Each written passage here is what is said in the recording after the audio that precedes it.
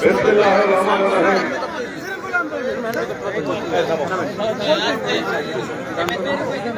শ্রদ্ধেয় সভাপতি,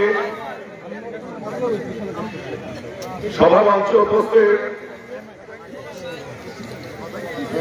আমার নেতৃবৃন্দ, এই এলাকার গণ্যমান্য ব্যক্তিবর্গ, শ্রদ্ধেয় মুরব্বিয়ানগণ, পর্দা আড়ালে আমার পবিত্র মা বোনরা, সমবেত হাজার হাজার জনতা, সবাই আমার আন্তরিক সালাম এবং শুভেচ্ছা গ্রহণ করুন। আসসালামু আলাইকুম। প্রিয় ভাই আমার, আমি একজন স্বতন্ত্র প্রার্থী হিসেবে প্রতিদ্বন্দ্বিতা করছি। আমার প্রতীক হল ঈগল। ঈগল সাহসের প্রতীক। ঈগল পাখিদের মধ্যে সবচেয়ে শক্তিশালী পাখি। আমি এই প্রতীক নিয়ে প্রতিদ্বন্দ্বিতা করছি।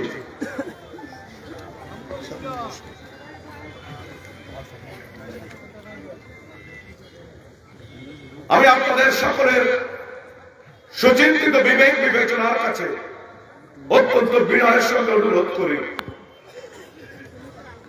যদি যোগ্যতায়, দক্ষতায়, সততায়, শিক্ষায়, দূরদর্শিতায় বা আমার দেশপ্রেম, এগুলো যদি আপনাদের বিবেচনায় আমি একজন উপযুক্ত প্রার্থী হই, তাহলে আপনাদের পবিত্র ভোট দিয়ে আমাকে পার্লামেন্টে কথা বলার সুযোগ দেবেন। আমি আমার বক্তব্যের শুরুতেই গভীর শ্রদ্ধা জানাই এই জনপদের এক অভিসম্বাদিত নেতা, যার অনবর্ষী বক্তৃতা শুনে আমি স্কুল জীবনে আমার মনের অজান্তেই ছাত্রলীগের মিছিলে প্রবেশ করেছিলাম, যে মিছিল থেকে গত 35 বছরে আমি আর ফিরে আসতে পারি নাই। আমার রাজনৈতিক শিক্ষাগুরু, এই জনপদের মাতৃ মানুষের গর্বিত সন্তান, যা শান্ত রাখালের বাঁশির সুরে মুগ্ধ হয়ে এই অঞ্চলের বহু মানুষ মুক্তিযুদ্ধে ঝাঁপিয়ে পড়েছে, আওয়ামী লীগের পতাকা তলে সমবেত হয়েছে। আমি আমার সেই প্রিয় নেতা মারুফ সিদ্দিকুর রহমানের বিজয়ী আত্মার শ্রদ্ধা জানাই। আমি গভীর শ্রদ্ধা জানাই আমার আর এক রাজনৈতিক অভিভাবক, অতি সম্প্রতি তিনি প্রয়াত হয়েছেন। আপনাদের পবিত্র ভোটে যিনি পার্লামেন্টের সদস্য নির্বাচিত হয়েছিলেন, সাবেক সংসদ সদস্য প্রয়াত জননেতা জনাব মোহাম্মদ দেলোয়ার হোসেন, আমি তার বিদায়ী আত্মার মাগফিরাত কামনা করি। আমি গভীর শ্রদ্ধা জানাই এই 2 নং গরিচন্দ্র ইউনিয়নের কৃতি সন্তান, সাবেক সংসদ সদস্য, সাবেক জেলা চেয়ারম্যান জননেতা প্রয়াত জাফর হাসান ফরহাদ ভাইয়ের বিদায়ী আত্মার প্রতি আমি গভীর শ্রদ্ধা জানাই।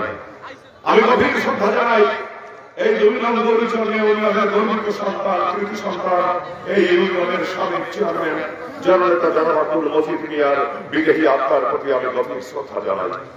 আমি গভীর শ্রদ্ধা জানাই এই ইউনিয়নের প্রাক্তন চেয়ারম্যান জনাব আলী আব্দুল্লাহ বাচ্চু ভাই, ডাক্তার GM সরওয়ার বীর মুক্তিযোদ্ধা, জনাব মোহাম্মদ আব্দুল হামিদ মল্লিক সাবেক চেয়ারম্যান, জনাব মোহাম্মদ আব্দুল রহিম আকর। আমি শ্রদ্ধা জানাই জনাব আব্দুল রশিদ মুসল্লি, জনাব মোহাম্মদ ইমামউদ্দিন পঞ্চায়েত। আমি শ্রদ্ধা জানাই জনাব মোহাম্মদ কবির মিয়া, জনাব আবুল হাশেম মোল্লা, জনাব খফিজউদ্দিন মোল্লা, এরা প্রাক্তন চেয়ারম্যান। আমি গভীর শ্রদ্ধা জানাই 3 নং ফুলতুরি ইউনিয়নের প্রয়াত মুক্তিযোদ্ধা, প্রয়াত চেয়ারম্যান জনাব গোলাম মোস্তফা ভাইয়ের বিদায়ী আত্মার প্রতি আমি গভীর শ্রদ্ধা জানাই। আমি গভীর শ্রদ্ধা জানাই গণপ্রজাতন্ত্রী বাংলাদেশ সরকারের সাবেক সচিব এনায়েত হোসেন নান্না মিনার বিদায়ী আত্মার প্রতি আমি গভীর শ্রদ্ধা জানাই। আমি গভীর শ্রদ্ধা জানাই অতি সম্প্রতি যিনি আমাদের মাঝ থেকে হারিয়ে গেছেন সমাজসেবক মহিত খানের বিদায়ী আত্মার প্রতি আমি গভীর শ্রদ্ধা জানাই। আমি আলতাফ হোসেন চেয়ারম্যান সাহেবের বিদায়ী আত্মার প্রতি গভীর শ্রদ্ধা জানাই। আমি গভীর শ্রদ্ধা জানাই জনাব শাহাবুদ্দিন বাচ্চু মির, সাবেক চেয়ারম্যান 3 নং ফুলতুরি ইউনিয়ন পরিষদ।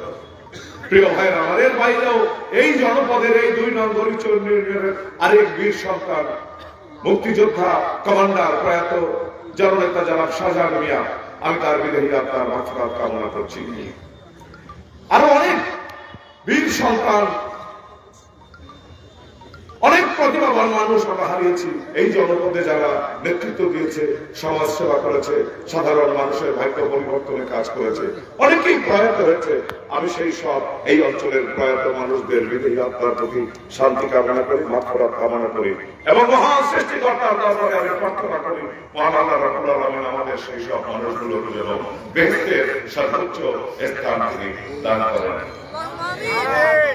প্রিয় ভাইয়েরা আমার, মনে রাখতে হবে সংসদ সদস্যের এই পদটা একটা রাজনৈতিক পদ, আর আমি আপনাদের দোয়ায় একটা রাজনৈতিক প্রক্রিয়ার মধ্য দিয়ে বড় হয়েছি। আমার পূর্ববর্তী বক্তারা অনেকেই বলেছে আমি যে মনের অজান্তে মিছিলে প্রবেশ করেছিলাম, সেই মিছিল থেকে গত 35 বছরে আমি আর ফিরে আসতে পারিনি। আমি স্কুলে যখন পড়ি তখন আমি স্কুল ছাত্রলীগের সভাপতি, আমি যখন বরগুনা সরকারি বিশ্ববিদ্যালয়ে পড়ি বিশ্ববিদ্যালয় ছাত্রলীগের আমি সভাপতি, আমি যখন জেলা ছাত্রলীগ করি তখন জেলা ছাত্রলীগের আমি সভাপতি, আমি যখন বরগুনা সরকারি কলেজে পড়ি বরগুনা সরকারি বিশ্ববিদ্যালয় কলেজে দুইবার আমি বিপি নির্বাচিত হয়েছি। আমি যখন বিশ্ববিদ্যালয় পড়তে গিয়েছি আমি এই দেশের সবচেয়ে বৃহত্তম ছাত্র সংগঠন বাংলাদেশ ছাত্রলীগের আমি কেন্দ্রীয় সাংগঠনিক সম্পাদক নির্বাচিত হয়েছি। বাংলাদেশের 350 উপজেলা শহরে আমি বক্তৃতা দিয়েছি। এই দেশের এমন কোন পাবলিক বিশ্ববিদ্যালয় নেই যেখানে আমি কথা বলি নাই, বক্তৃতা দেই নেই। আপনাদের দোয়ায় ভালোবাসায় আমি যেখানে গিয়েছি সম্মান পেয়েছি, মর্যাদা পেয়েছি, আমি প্রশংসিত হয়েছি। আমি ছাত্র রাজনীতি থেকে বিদায় নিয়ে আমি বরগুনা জেলা আওয়ামী লীগের 1 নম্বর সাংগঠনিক সম্পাদক হয়েছি, দ্বিতীয়বার আমার সাংগঠনিক সম্পাদক হয়েছি। 14 বছর বরগুনা জেলা আওয়ামী লীগের সাংগঠনিক সম্পাদকের আমি দায়িত্ব পালন করে গত বছর 16 নভেম্বর জেলা আওয়ামী লীগের সম্মেলনে মাননীয় প্রধানমন্ত্রী দেশের রত্ন শেখ হাসিনা আমাকে এই জেলা আওয়ামী লীগের 1 নম্বর যুগ্ম সাধারণ সম্পাদক নির্বাচিত করেছেন। এই যে রাজনৈতিক প্রক্রিয়ার মধ্য দিয়ে গড়ে উঠেছি, আমি সবসময় আমার রাজনীতির মূল দর্শন হলো আমি কখনো প্রতিপক্ষ রাজনৈতিক শক্তির প্রতি কোন সময় প্রতিহিংসা করাই ছিলাম না, এবং সমাজের যে মানুষটা ভালো আমি আমার রাজনৈতিক জীবনে সব সময় আমি ওই ভালো মানুষটার মতামতের মূল্য দিয়েছি। সে আমার দলের না হলেও সমাজের একটা ভালো মানুষ সে আমার দল নাও করতে পারে, হতে পারে সে বিএনপির লোক, শাসনতন্ত্রের কর্মী, জাতীয় পার্টি, কিন্তু আমি সেই রাজনৈতিক বিবেচনা করিনি কখনো, কারণ এটা আমার নীতি আদর্শ পরিপন্থী। আমি সব সময় একটা বিনয়ী রাজনীতি করেছি, একটা সুস্থ ধারা রাজনীতি করেছি, একটা গণতান্ত্রিক রাজনীতি করেছি, একটা নিয়মতান্ত্রিক রাজনীতি করেছি। আজ থেকে 32 বছর আগে আমি যখন জেলা ছাত্রলীগের সভাপতি তখন কেবল বিএনপি রাষ্ট্রীয় ক্ষমতা এসেছে। বিএনপির সঙ্গে আমাদের একটা রক্তাক্ত রাজনীতি শুরু হয়েছিল। তখন এই অঞ্চলে একটা রক্তাক্ত জনপদ ছিল। বিএনপির সঙ্গে আমাদের অন্তত 50 থেকে 60টা মামলা ছিল। আমি জেলা ছাত্রলীগের সভাপতি, বিএনপি আমাকে কোন একটা মামলায় আসামি করে নাই, বা আমিও বিএনপির বিরুদ্ধে কোন একটা মামলার বাধা হইনি, কারণ আমি এটা হতে পারি নাই। সবসময় আমি একটা বিনয়ের রাজনীতি করেছি, একটা গণতান্ত্রিক রাজনীতি করেছি, নিয়মতান্ত্রিক রাজনীতি করেছি, এবং সব সময় আমি একটা সততা নিয়ে চলার চেষ্টা করেছি। আমি কোনদিন ইউনিয়ন পরিষদের নির্বাচন করি নাই, পৌরসভার মেয়র করি নাই, উপজেলায় করি নাই। আমি এগুলো করার আগ্রহ ছিল না। আমি যে সারা দেশে প্রত্যন্ত জনপদে রাজনীতি করেছি, সব সময় আমি স্বপ্ন দেখেছি আমি যদি নির্বাচন করি তাহলে পার্লামেন্ট নির্বাচন করব। গত বছর মাননীয় প্রধানমন্ত্রী আমাকে এই আসনে মনোনয়ন দিয়েছিলেন। আমাকে যখন ওবায়দুল কাদের বললেন ওই দিন 21 তারিখ নভেম্বর মাসে যে তোমাকে গতকাল রাতে মনোনয়ন বোর্ড বরগুনা এক আসনে মনোনয়ন দিয়েছে, বরিশাল, পটুয়াখালী এবং বরগুনা 2 জেলায় 2টা আসন পরিবর্তন করেছে, বরগুনা তোমাকে দিয়েছে। তো আমি সকাল 8টায় গিয়ে ওবায়দুল কাদেরের সঙ্গে দেখা করলাম। তিনি আমাকে প্রস্তুতি নেওয়ার জন্য একজন সরকারি কর্মকর্তার সঙ্গে দেখা করতে বললেন। আমি তার সঙ্গে দেখা করলাম। নতুন প্রার্থী হিসেবে যা কিছু প্রস্তুতি নেওয়া দরকার রাজনৈতিক দলের প্রার্থী হিসেবে আমাকে তিনি নির্দেশনা দিলেন। 22 তারিখ, 23 তারিখ, 24 তারিখ আমি সমস্ত প্রস্তুতি নিয়েছিলাম। 24 তারিখ রাতে আমাকে জানানো হলো যে না, ওইটা তোমাকে পরিবর্তন করা হবে, আবার সবে হুকুম বহল। কিন্তু আমি তো প্রস্তুত ছিলাম না। গত বছর সমস্ত গোয়েন্দা সংস্থা থেকে মাননীয় প্রধানমন্ত্রী সবকিছু জেনে আমাকে মনোনয়ন দিয়েছেন। পরিবর্তন করে দেওয়া হয়েছে। এইবার আমার অনেক স্বপ্ন ছিল, আমি এটা খুব বেশি করে কাউকে বলতে চাই নাই, কিন্তু গত কয়েকদিন আগে বেশ কয়েকটা টেলিভিশন চ্যানেলে সাক্ষাৎকারে আমি বলেছি, কেউ চ্যালেঞ্জ করে নাই। তো আমি এইবার খুব আশা করেছিলাম মাননীয় প্রধানমন্ত্রী আমাকে মনোনয়ন দেবে, মূল্যায়ন করবে, এবং আমি প্রস্তুতি নিয়েছিলাম। কিন্তু যখন আমি মনোনয়ন পেলাম না, তো আমি ভাবলাম যে আমি দলীয় সিদ্ধান্তের বাইরে যাব না, কারণ আমি এতদিন রাজনীতি করি, যাই হোক একটা দল তো করি, দলের একটা দায়িত্বশীল পদে আমি আছি। সমস্ত বাংলাদেশের মনোনয়ন প্রত্যাশীদেরকে মাননীয় প্রধানমন্ত্রী গণভবনে ডাকলেন, সেখানে একটা নীরবতা, কবরের নীরবতার মতো ওই দৃশ্য আমি কোনোদিন গণভবনে দেখি নাই। আগের দিন জানাজানি হয়ে গেছে কারা নমিনেশন পেয়েছে, সমস্ত বাংলাদেশের 3000 নেতা আওয়ামী লীগের নৌকা প্রতীক চেয়েছে, তার মধ্যে 300 পেয়েছে, বাকি 27 সবাই আমরা ঘোষণার আগে জানতে পেরেছি যে আমরা তারা পাইনি। একটা নীরব নিস্তব্ধ গণভবন, মাননীয় প্রধানমন্ত্রী মঞ্চে আসলেন, ওবায়দুল কাদের সাহেব আসলেন, মাননীয় প্রধানমন্ত্রী বক্তব্য শুরু করলেন, মনে হয় যেন একটা কবরের নীরবতা, কোন উৎসাহ উদ্দীপনা উচ্ছ্বাস নেই। কিন্তু মাননীয় প্রধানমন্ত্রী তার এক বক্তৃতার এক পর্যায়ে যখন বললেন যে আমি একটা অংশগ্রহণমূলক নির্বাচন চাই, সমস্ত পৃথিবী তাকিয়ে আছে বাংলাদেশের দিকে, একটা অবাধ সুষ্ঠু নিরপেক্ষ নির্বাচন দেখতে চায় বিশ্ববাসী। অনেক দল নির্বাচনে আসেনি, আমি এই জন্য আমার দলের যারা নির্বাচন করতে আগ্রহী আছেন আমি সকলের জন্য উন্মুক্ত করে দিলাম। আপনারা বিশ্বাস করুন, শেখ হাসিনার এই বক্তব্যটা তিনি যখন দিয়েছে যে আমি উন্মুক্ত করে দিলাম, সমস্ত গণভবন প্রকম্পিত হয়েছে, উচ্ছ্বাস। মাননীয় নেত্রী আপনার অভিনন্দন, আমরা চ্যালেঞ্জ করবো, আমরা ইলেকশনে অংশগ্রহণ করবো। তো সেই অনুযায়ী বাংলাদেশের অনেক জায়গায়, আমি তো একটা জেলার যুগ্ম সাধারণ সম্পাদক, পিরোজপুর জেলা আওয়ামী লীগের সভাপতি, এই দল প্রতীক নিয়ে নির্বাচন করে, এটা তো দল অ্যাকসেপ্ট করেছে। ওবায়দুল কাদের বলেছে টেলিভিশনে, শোনেন নাই যে স্বতন্ত্র প্রার্থীরা গণতন্ত্রের বিউটি, যদি করে স্বতন্ত্র প্রার্থী দলের কোনো কর্মী হেভি ওয়েট কারো সীমানা পেরিয়ে এগিয়ে যায়, তার স্বাধীনতায় আমরা হস্তক্ষেপ করতে পারি না। গত পরশুদিন আমাকে বরিশাল থেকে ফোন করা হয়েছে আমাদের দলের একজন শীর্ষ নেতা, আমি তার নামটা বললাম না, যে স্বতন্ত্র প্রার্থীরাও আগামীকাল শেখ হাসিনার মঞ্চে বরিশালে থাকতে পারবে। গতকাল মাননীয় প্রধানমন্ত্রী এসেছিলেন বরিশাল, আপনারা জানেন, আমাকে দাওয়াত দেওয়া হয়েছে। তো আমি ওনার সঙ্গে না বলতে পারি না, বলছি ঠিক আছে লিডার দেখি আসবো, তো এখন তো পরে, এভাবে আমি ওকে এড়িয়ে দিয়েছি। উপর্যুপ আমাকে ফোন করেছে, আমি বুঝতে পেরেছি যে এটা একটা আগের স্বতন্ত্র আর এই স্বতন্ত্র এক স্বতন্ত্র নয়। দলের যে কোনো সদস্য নির্বাচন করার সুযোগ পেয়েছে, যে কোনো কর্মী যে কোনো প্রার্থীর পক্ষে সে প্রচারণা চালাতে পারবে, আইনগত বা সাংগঠনিক কোনো বিধি নিষেধ নেই। তো এই জন্য আমি প্রার্থী হয়েছি, মাননীয় প্রধানমন্ত্রী সুযোগ দিয়েছেন, আমি ব্যক্তিগতভাবে সেই সুযোগটা গ্রহণ করেছি, এবং সমস্ত নির্বাচনী এলাকায় আমি সাধারণ মানুষের কাছে যাচ্ছি এবং সাধারণ মানুষের অভূতপূর্ব সমর্থন সহযোগিতা আমি পাচ্ছি। এবং আমি গণসংযোগ করেছি, সমস্ত মানুষের চোখে মুখে আমি একটা পরিবর্তনের স্বপ্ন দেখেছি। এই আঞ্চলিক বরগুনা আঞ্চলিক পৌনে 5 লক্ষ ভোটার, বাংলাদেশে 300 নির্বাচন এলাকার মধ্যে আয়োজনের দিক থেকে বৃহত্তম 10টা আসনের মধ্যে বরগুনা একটা। এত বড় নির্বাচনী এলাকায় আমার মতো একটা তরুণ প্রার্থী, একটা নতুন প্রার্থী, আমি তো এরকম কোনো সচ্ছল পরিবারের সন্তান নই, আপনাদেরই মতো একটা সাধারণ পরিবারে আমি জন্ম নিয়েছি, নিতান্ত সাধারণ ভাবে আমি বড় হয়েছি, স্বাভাবিক জীবনযাপন করেছি, এত বৃত্ত বৈভব প্রাচুর্য আমার জীবনে আসে না।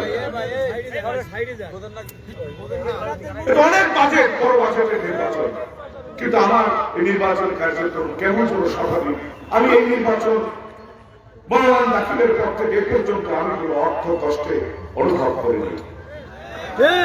আমার যা প্রয়োজন তা কেমন মনে যেন আমার কাছে চলে আসে। আমার ছাত্র জীবনের বন্ধুরা, আমার রাজনৈতিক সহকর্মীরা, আমার ব্যবসায়িক বন্ধুরা, ঢাকা, বরগুনা, বরিশাল, আমি জীবনে বহু জায়গায় বহু কাজ করেছি, কেমন ভাবে যেন আমার কাছে এই সহযোগিতা গুলো চলে আসে।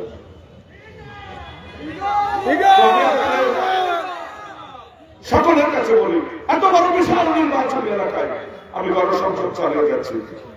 স্বাভাবিকভাবে এই বরগুনা আঞ্চলিক, তালতলি 24টা ইউনিয়ন, 2টা পৌরসভা, ডিস্ট্রিক্ট হেডকোয়ার্টারের নির্বাচনী এলাকা, এটা বাংলা বেটাকে কথা কথা নয়। জেলা সদরে প্রতিদ্বন্দ্বিতা করতে হলে অনেক কিছু মোকাবেলা করতে হয়, আপনারা বোঝেন।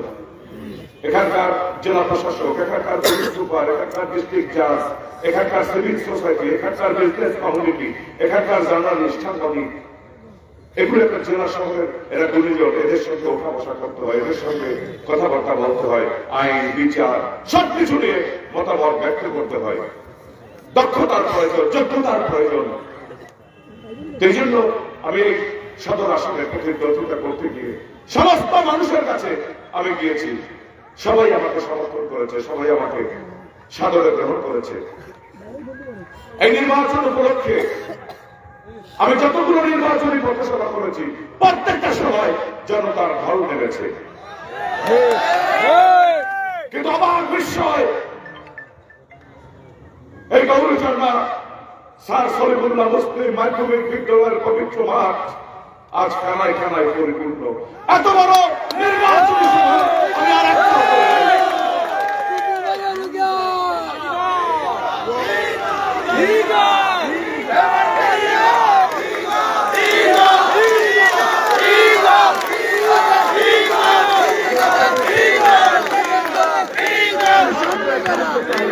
সহযোগিতা চাই, আপনাদের দোয়া চাই, আপনাদের মাধ্যমে আপনাদের পরিবারের সদস্য যারা আছে, আমার মা বোনেরা আছে, আমি সমস্ত মানুষের কাছে আপনাদের কাছে দোয়া চাই।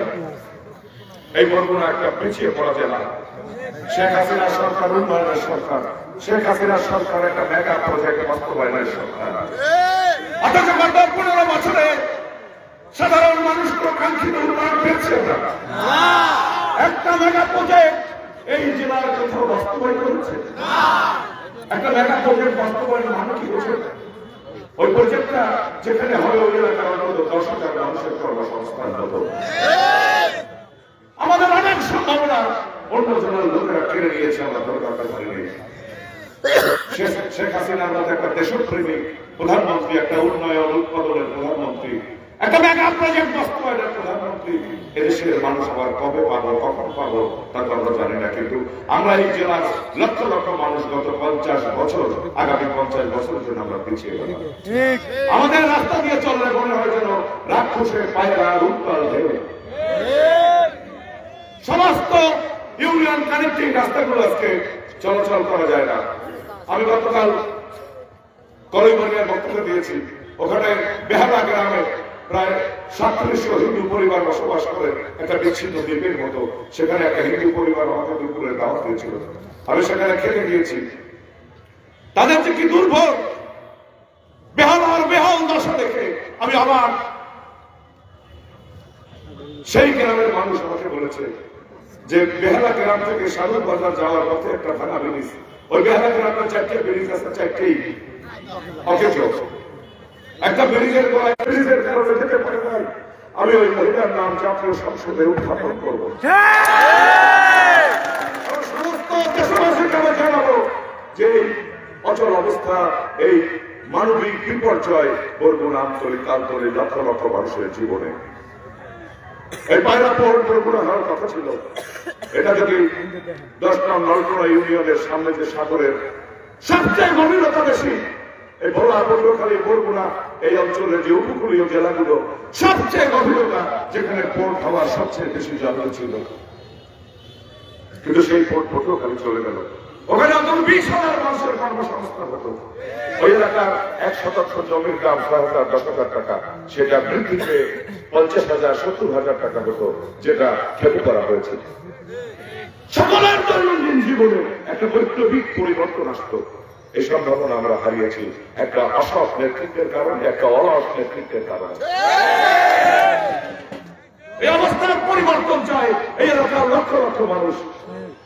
আমি আপনাদের সকলের কাছে অত্যন্ত বিনয়ের সঙ্গে অনুরোধ করি, হয়তো আমার অর্থনৈতিক প্রাচুর্য নেই, হয়তো আমার এরকম কোনো আভিজাত্য নেই, হয়তো আমার পরিবারের কোনো বিশাল সাম্রাজ্য নেই, কিন্তু আমি আপনাদের মধ্যে একটা সাধারণ পরিবারের জন্ম নিচ্ছি। আমি রাজনীতি করেছি, পড়াশোনা করেছি, কোন অন্যায় অত্যাচার অপচার শোষণ নির্যাতন মাদক এগুলো কিচ্ছু আমাকে স্পর্শ করে নাই। অনেক কষ্ট করে আমি লেখাপড়া করেছি। আমি আপনাদের সকলের কাছে সাহায্য চাই, সহযোগিতা চাই। আপনাদের পবিত্র ভোট দিয়ে আমি যদি পার্লামেন্টে কথা বলার সুযোগ পাই, আমার কণ্ঠস্বর আপনারা রেডিও টেলিভিশনে শুনতে পাবেন। আমি একটা বৈপ্লবিক পরিবর্তন আনতে চাই। এই অঞ্চলের লক্ষ লক্ষ মানুষের মুখে আমি হাসি ফোটাতে চাই। আর যে সাধারণ ভাবে আমি বড় হয়েছি, ওরকম একটা সাধারণ জীবনযাপন করেই আমি মৃত্যুবরণ করতে চাই। কোন প্রাচুর্য আমাকে স্পর্শ করবে না, আমি কথা দিয়ে গেলাম। এই গৌরীচন্দ্রার বিশাল জনসমুদ্র, শেষ মিটিং ছাড়া এরকম জনসমুদ্র আর কোথাও পাবো কিনা আমি জানি না। বরগুনা সদর উপজেলার সবচেয়ে রাজনৈতিক ভাবে গুরুত্বপূর্ণ যে বাজার স্কুল এই গৌরীচন্দ্রা, এই জেলা শহরের বহু রাজনৈতিক ঘটনা প্রবাহের সময়, নির্বাচনে, আন্দোলনের সংগ্রামে মানুষ তাকিয়ে থেকে গৌরীচন্দ্রার দিকে। গৌরীচন্দ্রা যেদিকে তাকায়, বরগুনা সদর উপজেলা সেদিকে তাকায়। বহু রাজনৈতিক উত্থান পতনের স্মৃতি বিজড়িত এই গৌরীচন্দ্রা। এই গৌরীচন্দ্রা স্কুলের পবিত্র মাঠে দাঁড়িয়ে আমি আপনাদের সকলের কাছে অত্যন্ত বিনয়ের সঙ্গে অনুরোধ করছি, আমাকে একবার বিশ্বাস করে দেখুন। যদি আপনাদের বিশ্বাসের মর্যাদা রাখতে না পারি, যদি কথা দিয়ে কথা রাখতে না পারি, যদি বাংলাদেশে আপনাদের সম্মান, মর্যাদা, সুনাম, সুখ্যাতি আমি প্রতিষ্ঠা করতে না পারি, জীবনে আর কোনোদিন আপনাদের সামনে আমি ভোট চাইতে আসবো না। আমার জীবনের প্রথম নির্বাচন, আমি কাজ করতে পারবো। কাজ যেখান থেকে আসে আমি জানি, আমাকে বিশ্বাস করে দেখুন। এই অঞ্চলের মানুষের বহু দাবি আছে। এই যে সড়ক, আঞ্চলিক মহাসড়ক, মোটর সাইকেল, অটো, টেম্পো, অল্প আয়ের, স্বল্প আয়ের যারা ছোট ছোট পরিবহনের ব্যবসা করে পরিবার চালায়, জীবন জীবিকা চালায়, চাঁদাবাজ পরিবহন মালিকরা, বড় লোকরা, কিসলুবাই বাসে বলছে, আপনার সামনেই বলি, এই সমস্ত ছোট ব্যবসায়ীদের উপর কোন অত্যাচার করা যাবে না। আমি এমপি হলে এটা চিরদিনের মতো বন্ধ করে দেব। কোন সড়কে চাঁদাবাজি চলবে না। ভয়াবহ মাদক রেডিও, টেলিভিশনে, পত্রিকায় দেখেন নাই কাগো নাম ছাপা হয় মাদক বাণিজ্যে? আপনার সন্তানের ভবিষ্যৎ, সোনালী ভবিষ্যৎ কারা কেড়ে নেয়? পত্রিকায় বহুবার এসেছে যে সেই আপনার কি কয় তাল, এবং মনে রাখতে হবে